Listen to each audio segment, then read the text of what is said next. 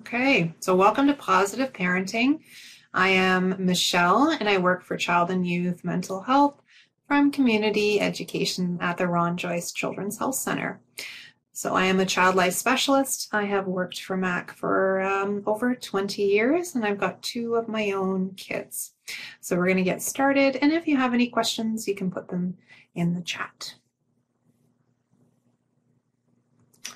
Okay. So when it comes to teaching our children to read or to swim or to learn math, we teach them. When it comes to behavior, we wonder, should we be teaching them? Should we be punishing? So we're going to go over what is the best thing to do. So there's a purpose for challenging behavior. It's a lot of parents think they're doing it on purpose. There is a purpose for it, but children's brains are under construction until 25, right? So a lot of times it's just what is coming out. It's just their natural reaction. And as parents, we have to try to understand what's really going on. What is the message behind the behavior?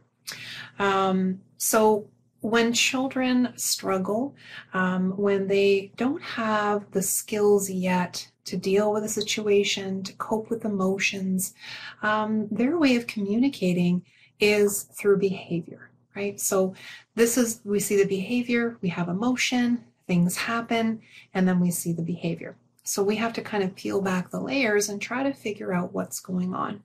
They may be trying to access something they want, avoid doing something they don't want, or to gain attention. And instead of thinking of that, because I feel like when parents say, well, they're just looking for attention, it's got quite a negative connotation to it. And instead, think about they're trying to seek attachment from us. They don't know how to sit down and say, hey, I miss being around you, or I don't see you all day, or you're busy cleaning the kitchen. Sit down and have some breakfast with me. They're not going to do that. They're going to spill the milk, so then you'll wash it up, you'll be upset, but then you feel like you have to sit down with them to make sure that they don't make a bigger mess. This is what they do. They act out, and instead of getting upset with the behavior, we have to kind of figure out what is the behavior trying to tell us. So there's lots of different things that impact your child's behavior. Their interactions with the world and with you, the emotional support, their attachment, friends, health, home and family, play opportunities and communication, learning environments, instructions, transitions, cues, supports. And it's not just one thing, it's a whole bunch of things. And you can have 2 children brought up in the same home, the same way, and one child is going to react differently to certain environments, and the other child is going to react differently to something else that comes up, just as you and I would do that. So it's trying to peel back the layers and understand what's going on. So we see the tip of the iceberg. So we see the spilt milk, we see when they get upset with their sibling, but all the other stuff is underneath that we're not seeing. So are they struggling with communicating? Are they dysregulated? Are they super sensitive and don't know what to do with their emotions, and they have impulsivity? Do they feel like they don't have that many play opportunities and they're stuck at home with one sibling and they're not quite sure if they really like that sibling most of the time, and then they get frustrated when they can't go to the park and things like that, or when they go to the park and then I really want to play with somebody new and I'm doing all the right things and then they aren't reacting the way I'm expecting for them to react to me, even though I'm doing all the right things. And then we have the meltdown. And maybe it's because of that one thing, or maybe a bunch of things that have been going on. So strategies that help is effective communication. So you can't communicate with a child from the other room. There are some parents that maybe can do that with certain children. You can call them down for dinner and they're just going to listen. However, you're probably not here because your children are listening all the time. You're struggling with understanding why they're not listening, and this can be helpful. So these children that the children that are struggling a little bit more with behavior, they need a more hands-on approach. So when you're calling them from the kitchen and they're a floor away or even a room away, enthralled in something, they're not interested in dinner. They're interested in the show they're watching or the video game or whatever they're playing. We call them a few times, then we get frustrated, we go into the room and we turn off the TV, and then their heads pop off, right? And it's like, I've been calling you, but it's like, I didn't hear you, so getting down to their level, tapping them on the shoulder, making sure that they're hearing you, because a lot of times, a bomb could go off and they don't hear you, they wouldn't know because they're playing something fun. And just make sure that you're using language that your child understands. They're not little adults, right? So sometimes we tend to talk to them like they're adults, and that what we value is what they value. We have to get ready for school. You're going to be tired tomorrow. I'm not going to be tired tomorrow. You're going to be tired. And then we end up doing lots and lots of talking. So being clear with our expectation, being mindful that we don't over talk about things and over explain, because then you kind of turn into Charlie Brown's teacher and they're not hearing you anymore. They kind of tune you out. And some kids get really good at that. So being an effective role model. So what does that mean, being a good role model? So this is a powerful teaching tool, right? Where you model the behavior that you want your children to see. So if you're needing to advocate for yourself, have a conversation with your partner. Maybe you're even disagreeing on something, but being able to advocate for yourself, listening to your partner's idea, and then you listen to their idea, and showing kids, how to deal with your emotion. How do you deal with your emotion? If we get really, really upset all the time, or we smile all the time and don't talk about our emotion, we're teaching our children this is how we behave. This is the way that we do things. So being mindful, because children do learn what they live, and thinking about how you were brought up, and what have you learned from your family, and what are things that maybe you'd like to switch up and change. So this is your opportunity to do that. So take time to connect with your child. We are busy, we are seeing them a lot, but just because you're in the same room with them, the child doesn't always feel connected.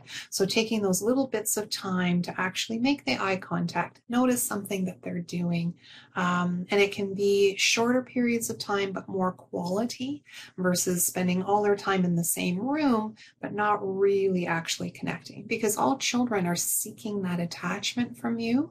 So it could take a shorter period of time of quality interaction and asking them about things, noticing, commenting, and then that way you can let them know, I am here and I am listening. And also taking time for self-care. For some people, this is a little bit of a trigger word. They feel like it's one more thing to fit in your day. But if you are dealing with a child that is triggering you, their behavior triggers you, you get upset with what they're doing, you feel like you're constantly repeating yourself. Some children are just more work, but that is the reality of what you have to deal with. And when you feel like you can barely keep your head above water, it's really tough to not react with emotion to your child, to try to be empathetic when you're feeling really, really frustrated. So self-care helps to turn the volume down for you. It shows your child that you taking care of yourself is important, that you enjoy doing certain things. And self-care is about refueling, right? It's those little things, getting enough sleep, maybe taking a bath instead of a shower. What are those things that refuel you, and trying to fill that in? Because some of your kids will be more work. They need more patience, and self-care will help you be able to give them what they need. So we're going to watch a video on empathy.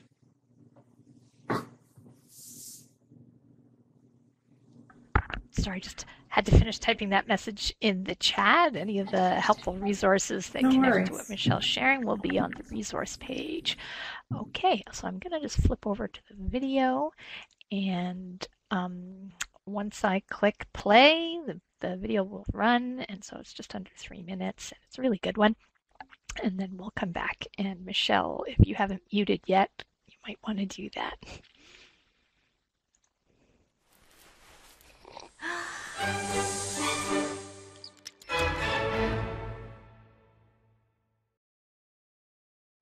So what is empathy, and why is it very different than sympathy? Empathy fuels connection. Sympathy drives disconnection. Empathy, it's very interesting. Teresa Wiseman is a nursing scholar who studied professions, very diverse professions where empathy is relevant, and came up with 4 qualities of empathy.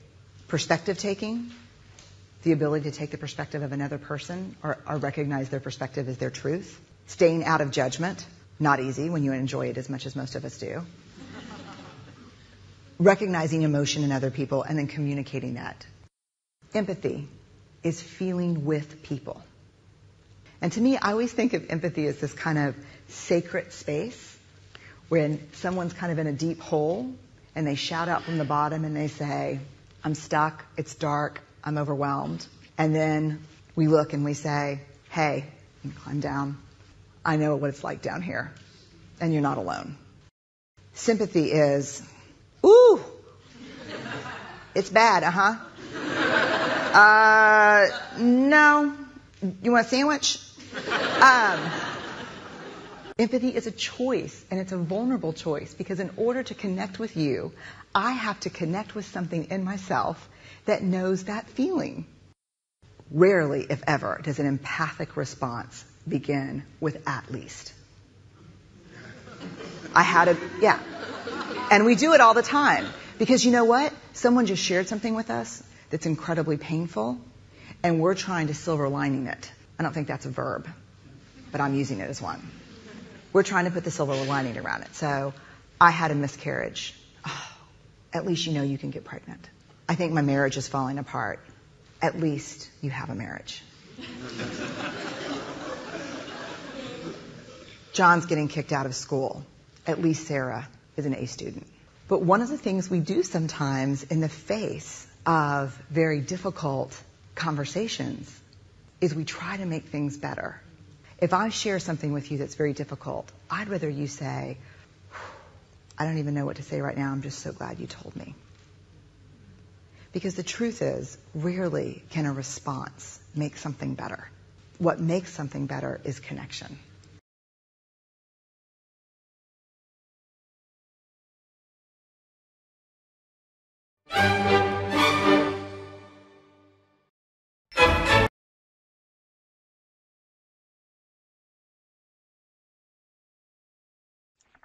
You're still muted, Michelle. Thank you. So why do we talk about validation? When our children are misbehaving, when they do things that we wonder, why do you do that? Why are you acting this way? I've told you numerous times not to do this.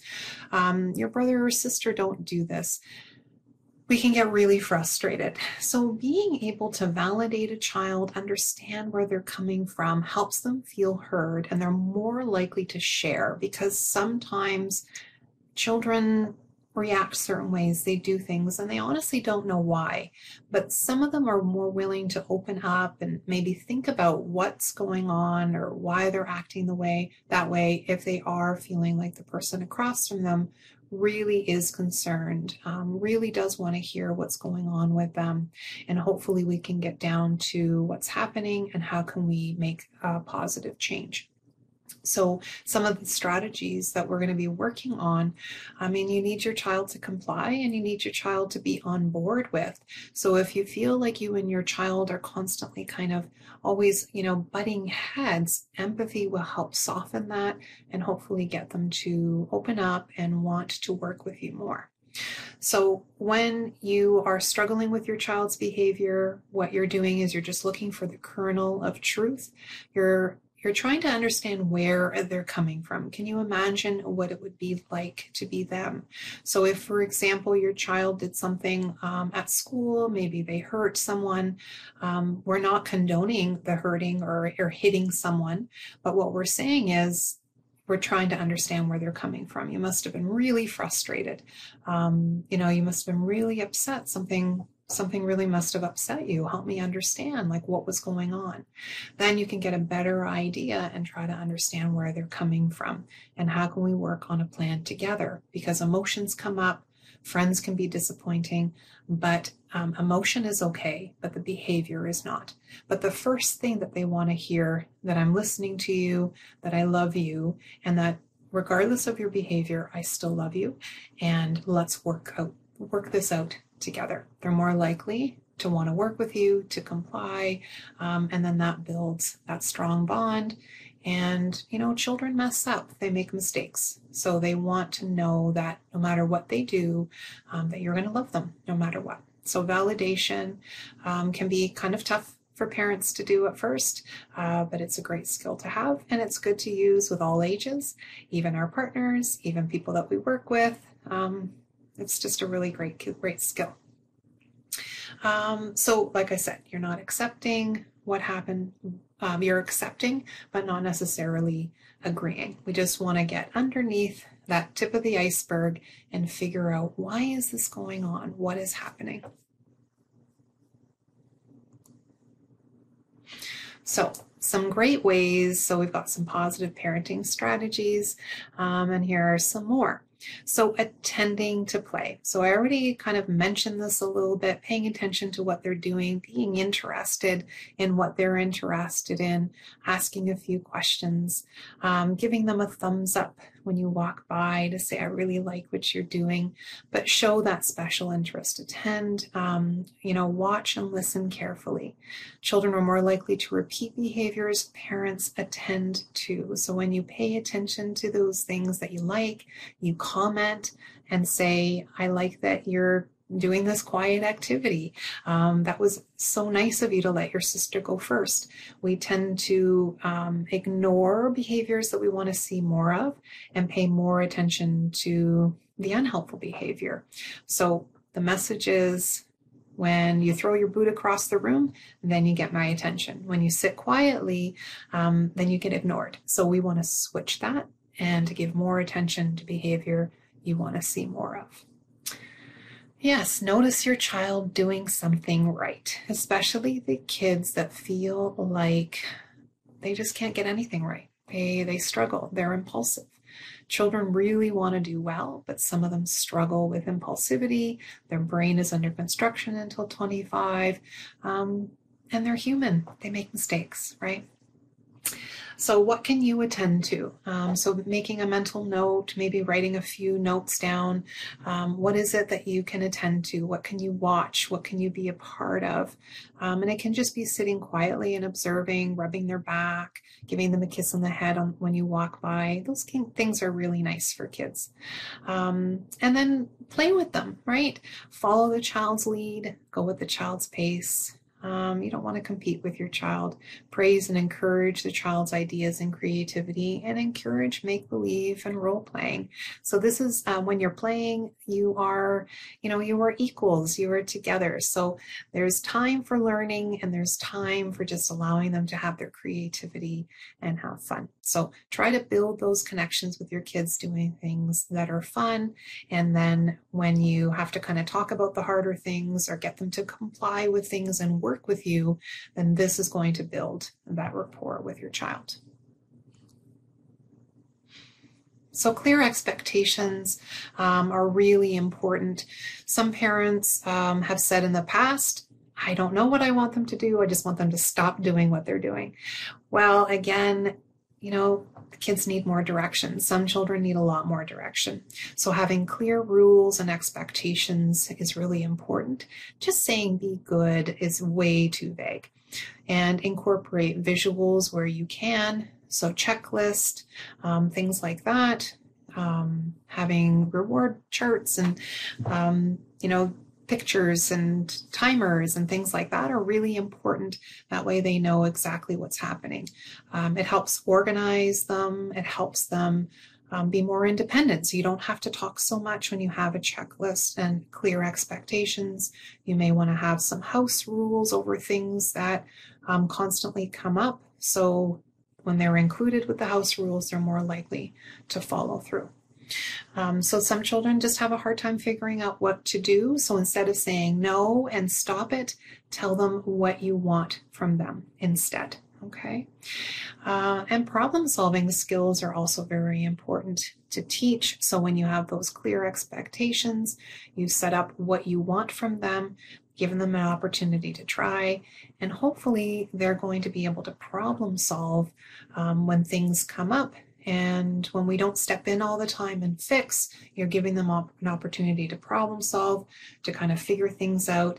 And that's when they're going to start making those good choices. And if they don't make a good choice, then we can sit down and kind of figure out what's a do-over, how can we do this differently? Instead of shaming and blaming, realizing brain is under construction, how are we going to work on this? And not in the moment, let's do this later on when we're all feeling a little calmer. Okay, so praise and celebration, noticing when things go well. And as was said earlier, noticing when your child is doing something right. Some kids just struggle more. Some kids are more work. And can you imagine being that child that has so many different things going on, that they struggle with maybe mental illness or a learning disability or impulsivity or emotional dysregulation? Life is just harder. So when we can catch them doing well, it boosts their self-esteem. It makes them feel like, I want to continue. I'm motivated to do better. Because that is the great thing about kids, is that they have tons of energy. They're motivated to do well, but they can be easily defeated. So by praising them, by celebrating them, and noticing and labeling exactly what you like, you're going to start seeing more of that. So praise them for times that they listened and followed through. When they listened on the first try, that was amazing, or that they came at all. Sometimes you have to go and take them away from whatever they're doing. So when they've come to the door, that was a great morning. We got out on time. You put your dishes away. I didn't even have to ask you. Wonderful. Pay more attention to that instead of thinking, well, they should be listening. They should be doing that. Pay attention to that stuff. It works for all of us. Notice effort for making positive changes, provide positive attentions for specific behavior. Like I said, and the more attention you give to that behavior, the more often you're going to see it. And really label it. Tell them exactly what it is that you like. Because again, that was great. What was great? How do I do it again? Because children really want to please you. They really want to do well. So label what you want them to be doing. And this is a great little slide for different ways to say very good. Could be a sticker on the hand, kiss on the top of the head, a smile, rubbing their back. But these are other ways that you can let them know, I'm noticing.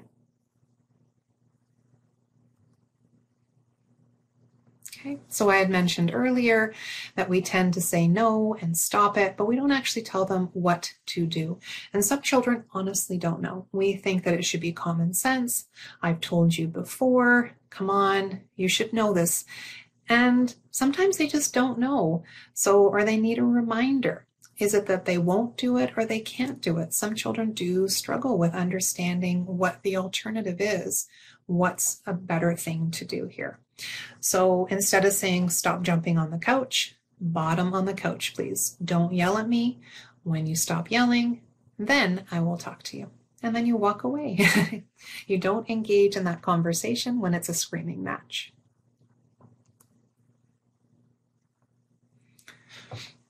So the other part of, won't they do it or can't they do it? A lot of times children really want to do it. They just don't know how.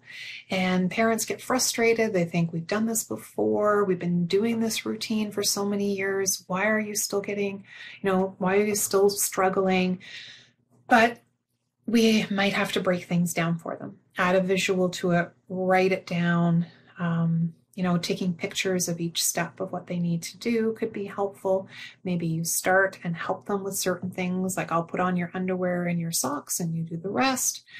Cleaning the bathroom, all those kinds of things. Is it common sense for them to clear off the whole counter? What cloth are they using? What cleaning product? That kind of thing. So what you're going to do when you model something is that you do it, they watch, right? So you're going to show them how you're going to do it. I'm going to show you how to crack an egg and put it in the frying pan, and then I'm going to show you how to make scrambled eggs. You know, we do it with milk. Maybe some people fry it up, you know, right in the frying pan. So we've got different ways of doing things. It could just be cleaning up their room or making their lunch, you know, so let's show them how to do it. Now we're going to do it together. So we're going to make the lunch together. We're going to make the scrambled eggs together. We're going to clean the bathroom together. Then they are going to do it and you are going to watch. Then they're going to do it on their own. So some of these steps you might have to do more than once. You may have to do the visual. You might have to have a checklist, a picture of the end result of what it looks like. But at the end of the day, focus more on the effort, not the end result.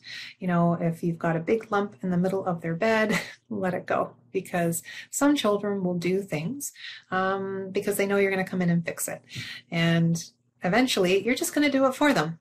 Other times children think, what's the point? Why do I even bother? Because you're going to come in and fix it for me. So they get defeated and it's like, I'm not doing this anymore. Okay, so modeling, be patient, and then take a step back and let them try it. So just a comment here, I, like many parents, found it easier to do the task myself. I see now how much longer it took for my kids to feel confident in themselves. Thank you for sharing that. Yeah, I think sometimes we just get impatient. We just want to get it done. And that's why I was talking about the self-care, is that, you know, you're barely keeping your head above water. I'll just do it for you. And yes, when you have more than one child and you've got a lot of them making a mess, and you just need to get out the door. And there are times where you are going to step in. There are times when you're going to do it for them. But it's when you're doing it on a regular basis, that's when we kind of get stuck. That's when we are starting to do that hyper parenting or micromanaging. And we want to build independence in our children. It builds confidence. And when they contribute to the household, it builds on their self-esteem and their self-concept. Their contribution matters here. To be able to do something on their own is really important, and they want to be proud of themselves. And this is what builds self-esteem and self-confidence. It's these kinds of things.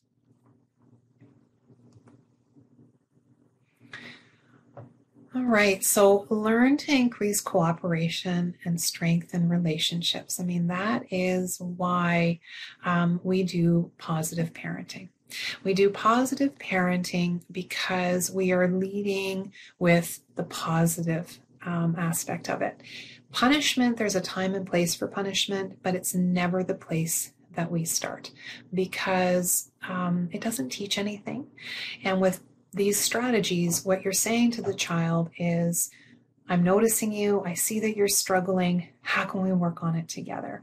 So it's going to increase their self-esteem, it builds a better connection between the two of you. It tells the child, you are important, we are going to work on things together because we are a family, and I love you, and I know that you're trying, and even though you're feeling like you're stuck, how can we move forward together?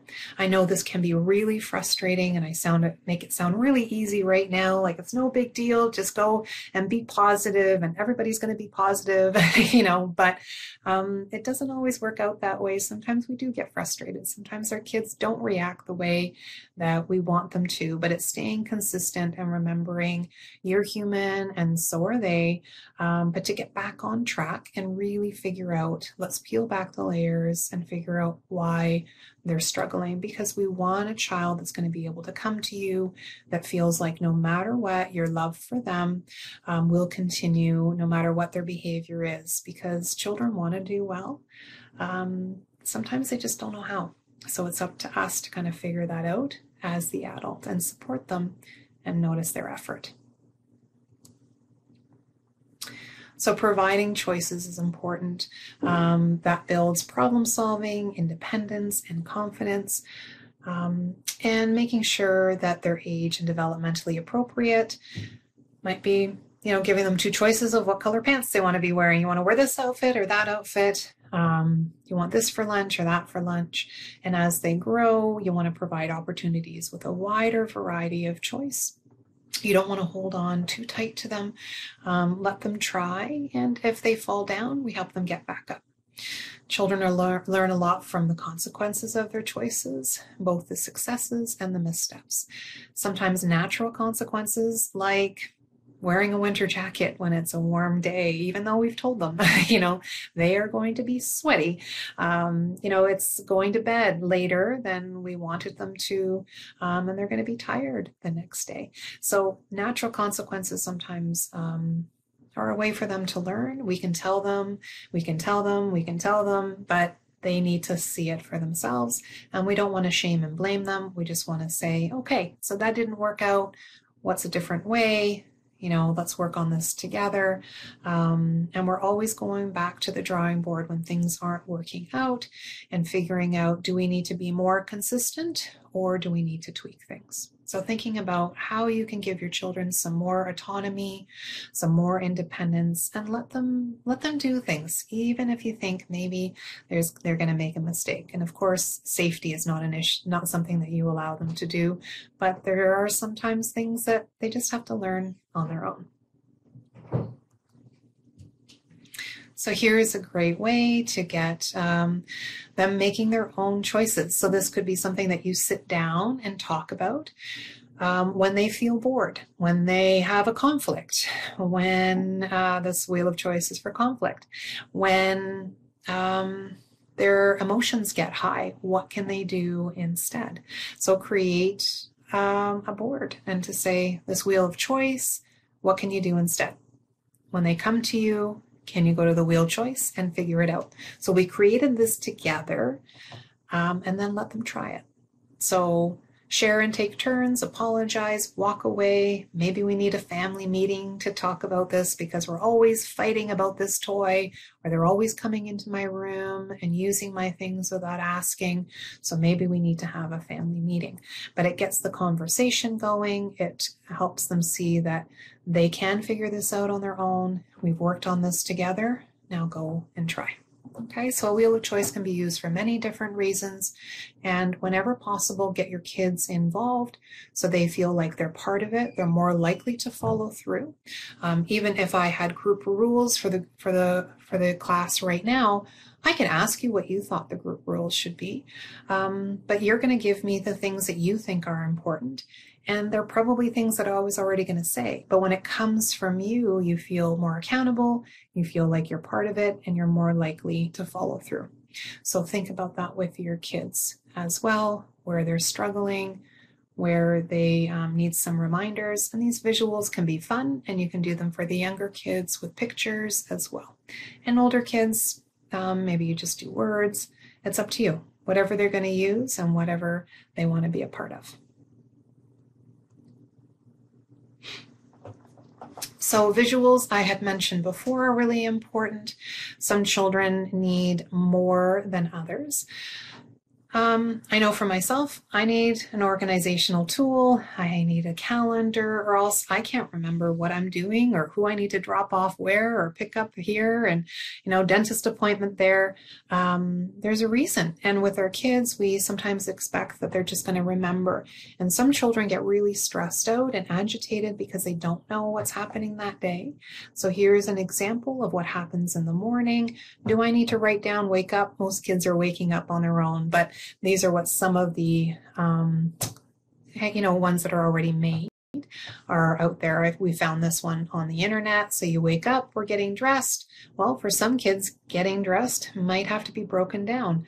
First underwear, then pants, that kind of thing. Brushing teeth. You may need a child with a timer. You may have to stand by because that child is going to be brushing their teeth for about 30 seconds, and then they see something else and they get distracted, or they say they're brushing their teeth, but they didn't really feel like it, So with some kids, we have to be around more. get their backpack. Has that been packed the night before? Does it need to be packed the night before? Are we always dropping things off because they've forgotten things? Can we make a checklist? What goes in the bag, and then make them accountable for it. Add a reward chart so it keeps them motivated, and eventually you can take the reward chart away, but you've got that clear expectation and it's their responsibility. If they forget something, that is a natural consequence. And then the last thing is getting on the school bus. Now on here, there's no time. Is there a timer? Is there a watch? All those kind of things can be helpful. So this strategy is a little tougher. Planned ignoring. Planned ignoring is a useful tool. For some children, if you ignore them, they will follow you around the room or the house. So you do have to label. Like earlier, you're yelling at me. When you stop yelling, then I will talk to you. And then you're walking away. So that's your planned ignoring. I'm going to plan to ignore when my child raises their voice, when they're being disrespectful. I'm going to keep my cool and say to them, this is not the voice that I like. You're yelling at me. So when you stop yelling, then I will talk to you. And then I'm ignoring. So it's planned ignoring is when you withhold attention, rewards, and positive reinforcement for a behavior that is inappropriate. However, the only thing that you cannot ignore is anything to do with safety concerns, such as aggression towards themselves, others, or destroying any property. Okay, so think about what are some of those things then you can ignore. That extra, I need another hug as they've gone to bed and now they need an extra hug. We're going to let them know, I'll give you one hall pass, but I can hear you and we're done. Maybe the eye roll, they have to say the last word. Sometimes we just have to plan to ignore. Or maybe it's the whining that we're going to ignore. The other key is how do you keep yourself calm when you're trying to ignore some of this behavior, because some of it can be quite triggering to us. So transitional warnings.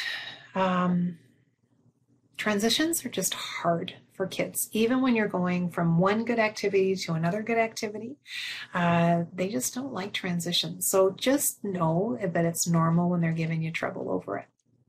And great ways to do those transitions is that warning. We need the warning.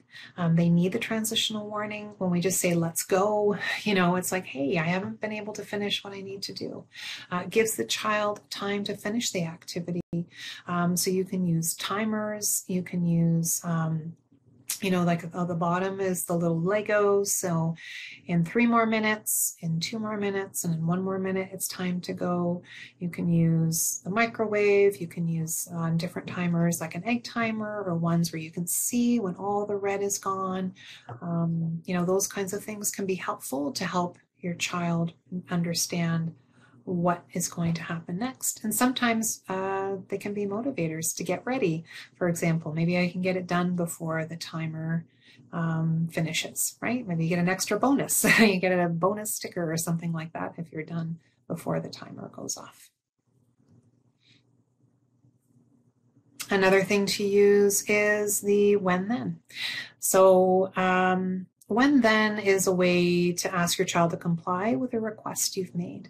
So when you do something I want, then you get something you want.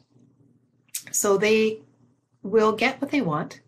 We have to make sure that the then is something that they actually want. We don't want to say when you unload the dishwasher, then you can do your homework. That's not going to be helpful. But when you finish your homework, then you can watch your show.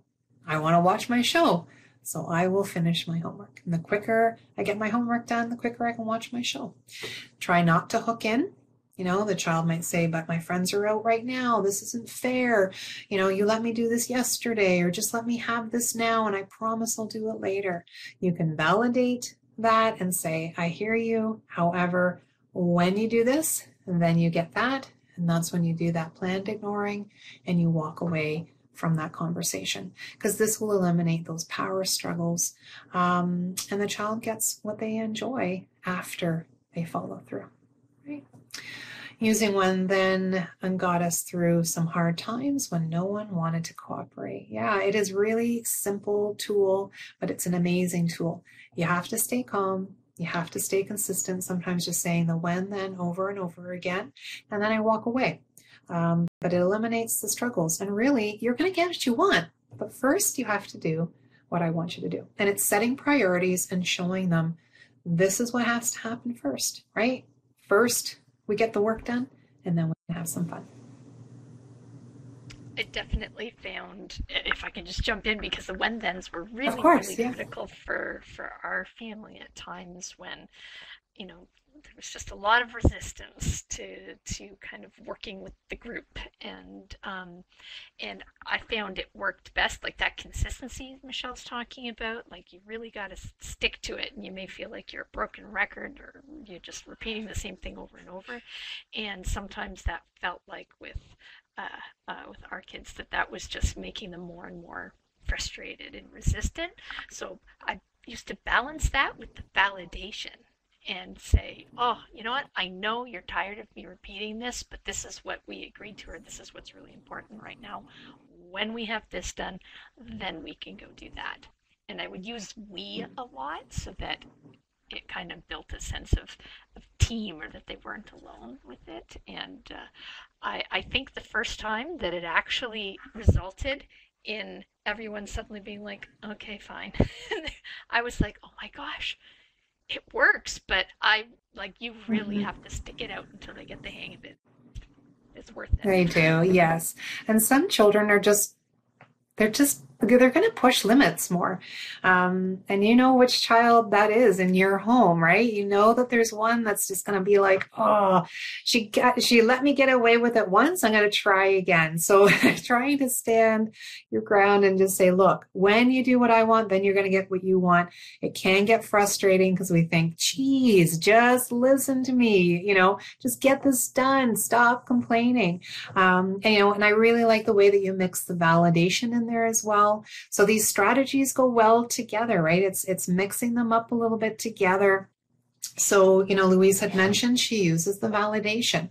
Validation is saying, you know what? I know you're frustrated. I know you really want to go outside with your friends. They are at the door. However, the homework needs to get done, or your bedroom needs to get done.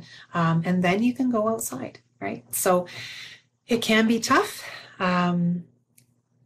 And we just have to stick to it, because sometimes we do fall off the wagon, and that's okay. We want to get back up. But there are some children that will push limits because they know eventually you're going to give it. Okay. And you know which child that is. So that's where that self-care comes into, because sometimes we just feel tired and say, fine, just go outside with your friends. I'll deal with the room myself. Or you can do it later. And then they don't end up doing it later, and then we just get angry the next day. So we just want to get off that Ferris wheel and see, why isn't this working out? How do we switch things up? And that's where that planning ahead can be really helpful. Yes, and knowing your child's limitation too. Sometimes they need a bit more help. Absolutely. Yeah, some kids, they have different limits for sure. So planning ahead, we tend to fight fires in the moment we're trying to fix things, in the moment we're trying to have conversations, not the time. Sometimes we can just validate and say, I know you had a really hard day. I can see that you're feeling frustrated. Do you need a hug? Do you need some space? But later on, we're going to take those opportunities to say, okay, mornings are really hard. They're really not working out, or I'm noticing that we're always fighting about homework. So how can we work on this together? What's underneath the behavior? We see the tip of the iceberg. I don't want to do my homework. What is it about? Maybe they feel overstimulated. They need about 15, 20 minutes to wind down, and then they will get to it. But we think, no, you need to do it right now, or else you're not going to get to it. Well, maybe the child, when you say, look, okay, this is my concern. I'm worried that you're not going to get it done. If I let you go outside, I'm going to have a hard time getting you in. But convince me, prove me wrong. Let me see how you can do this, because you really want them to do well, and you want to tell them that I know you can do this, but I worry because in the past this has happened. But I'm going to give you a chance because you're older now and you're telling me you're going to do it. So work on a plan together. Think about the things that aren't going well. How can we work on it? As the parent, you may need to look at these things yourself and think, where are they struggling? What can I incorporate here? Do they need a checklist? Do they need a visual? Do they need more time in the morning? Are we trying to squeeze too much in? And then sit down with the child to work it out together. Okay?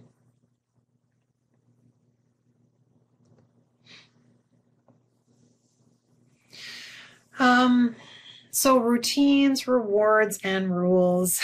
So to make the strategy effective and successful, it's important that your child is involved in creating the rules or routines that they might follow. And hopefully they will be following. So together, you and your child can review motivators and rewards. What's going to motivate them? Sometimes the when then is a motivator. What does that reward look like? It doesn't have to be, it could be a sticker on the top of their hand. It can be just you noticing. It could be words of affirmation. So what is it that they would like to input on their routine, on the rules, because they are part of it? And what will happen when the rules and routines are not followed, or when the plan isn't working? Ask them about that. Ask them about, what do you think the consequence should be? So again, we want to kind of focus more on when they are doing things instead of focusing on, well, if you don't do it, then what are you going to do? So you don't want that spin on it, but sometimes you do have to set that up. And if I do allow you to go outside and play before your homework, then what's going to be the consequence afterwards? When we give the reward first and let them go outside, sometimes that is what's going to happen. But some kids will follow through, and they'll appreciate the fact that you allowed them to have some downtime because they've been overstimulated, and they will follow through. Okay. And the also point about the routines is that it keeps, again, we don't have to do so much talking, right? And when you turn habits turn into routines, into, I don't have to think about it, and I just get it done, and I become independent. So what do you need to do in a routine? What needs to happen? How much time do you need? And when you add the reward, you're saying, I'm noticing. And be mindful not to give too big of a gap with rewards. Some kids have a hard time, keeping it together for half a day, let alone waiting until Sunday for the reward. So we want to make sure that rewards are happening on a regular basis, and then you can start spreading that out, and then you remove the rewards. It's just like potty training. You don't continue giving them a Smartie for going to the bathroom when they're 9 and 10. We eventually wean that away because we want to see that behavior and we want to see the effort. So that's the purpose of routines. So when you were talking about motivators and rewards, it made me think of the 5 love languages of children that you mentioned before. Yes, so the 5 love languages is thank you for that reminder. It is a really great book. And the reason why I love the 5 love languages is because everybody has a different love language. And you may have children that their love language is gifts. So they will want a tangible reward. They will work for 3 stickers so they can get a dollar store item, or that book, or whatever it is. Other kids, are more that quality time. So the reward is having some quiet time, having a book, an extra book, something like that at story time, at bedtime. Words of affirmation. So just noticing and giving a child those positive affirmations will be reward enough for your child, right? Yeah. So thank you for that reminder. So we have a few minutes left. I did kind of get through a lot of content. So if you have any questions about the content, how you would incorporate some of those things, please feel free to put them in the chat, and I'm happy to answer them for you.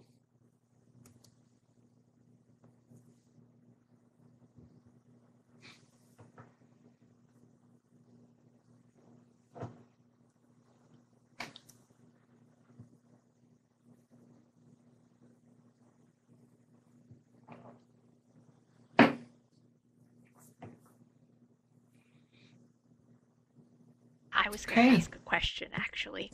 I was Yes, thinking go about... ahead. It's kind of hard for me to hear you. Can you? Is that a little better? A little bit, yeah. My mic might have been too far away. I was wondering about when things don't feel like they're going well, and I think you'd mentioned like a do-over earlier. When do you know when it's time to stop and say, okay, we got to just wipe the slate clean and start over? That's a loaded question, Louise. Because it's kind Oh of darn. hard to know about the situation. Um, I think you have to think about your intuition, and you know your child best, right? So you know when your child is just needing some more time, and then you know another child that it's like, this just isn't working, like this isn't working out, right? So, and the other thing too was sitting down and talking to your kids and saying, how are you feeling about this? Do you feel that this isn't working out? I'm noticing that we're still fighting every morning. I'm feeling a little bit stuck. Because really, especially with those children that will push more, that have a hard time listening, some of them will just push back more and say, I'm not interested in this. But when you sit down with them and say, look, I'm noticing that you're feeling stuck. I feel like we're arguing a lot. What seems to be going on? How can I support you?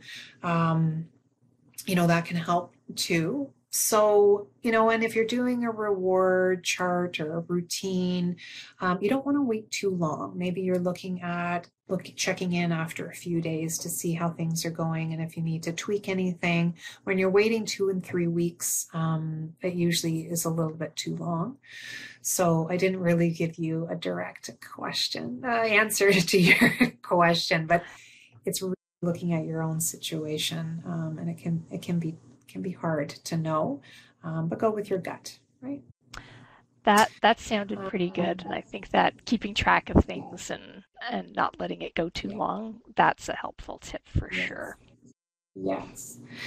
And is this where the self-care angle comes in for you and your child? Absolutely. And I think our kids, they need it as much as we do. We need it in different ways than our kids do. When they're isolated, when they're not being active, when they're having, they don't get to interact with kids and do those fun things that make them feel good, then we get more emotion. They get more tense. They get easily frustrated. So doing those things helps lower the volume a little bit, and then their heads don't pop off so quickly. They're more likely to listen.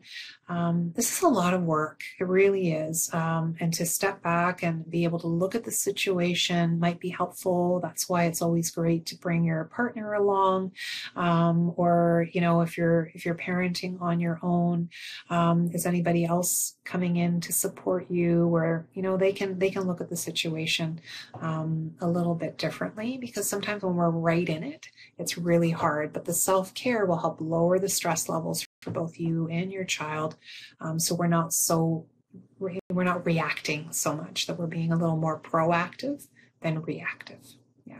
So great questions. Thanks, Louise, for that.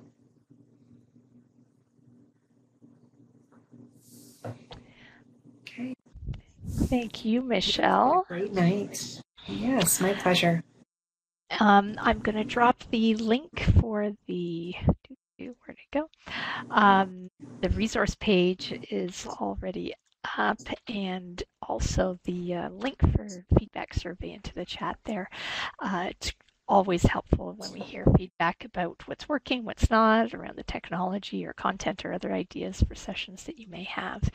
And thank you so much for joining us tonight, and I hope you stay cool, and we will see you again soon. And thank you, Michelle. Take care, everyone. Take care.